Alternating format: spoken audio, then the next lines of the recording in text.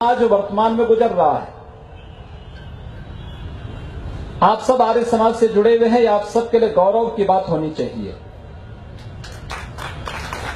नेपाल के जो वासी हैं वे तो इसलिए भी गौरव की अनुभूति करते हैं कि नेपाल एक स्वतंत्र और सर्वप्रभुत्व संपन्न राष्ट्र के रूप में हमेशा अजेय बना रहा। लेकिन भारत को कुछ कालखंड तक गुलामी की बेड़ियों में जकड़ने के लिए मजबूर होना पड़ा था। अगर गुलामी की उन बेड़ियों से मुक्त करने में किसी एक संगठन की सर्वाधिक भूमिका थी और उसने क्रांतिकारियों की एक लंबी फौज देश की आजादी के लिए, भारत की आजादी के लिए आगे बढ़ाई थी, तो वह था आर्य समाज।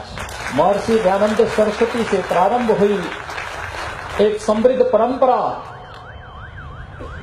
जिसने भारत की आजादी को लेकर के एक नया जज्बा पैदा कर दिया था। महात्मा गांधी ने स्वदेशी का आंदोलन बाद में चलाया और आर्य समाज इस आंदोलन को लेकर के बहुत पहले आगे बढ़ चुका था। महात्मा गांधी का भारतीय स्वतंत्रता के आंदोलन में आगमन 1915 में होता है, लेकिन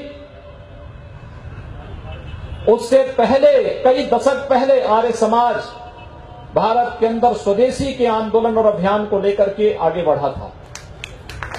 आप उठा करके देखिए, वीर सावरकर से लेकर के दुनिया के अंदर एकमात्र क्रांतिकारी जिसे एक जन्म में दो आजन्म कारावास की सजा होती है, वो अपने को आर्य समाजी कहने में गौरव की अनुभूति करते थे। पंडित राम प्रसाद बिस्मिल, एक लंबी परंपरा,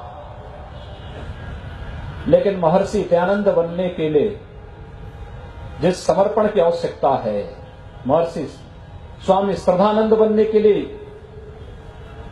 जिस समर्पण की आवश्यकता है, आर्यवीरों अगर उसका भाव होगा तो फिर इस संक्रमण के काल से समाज को गुजरना ही पड़ेगा।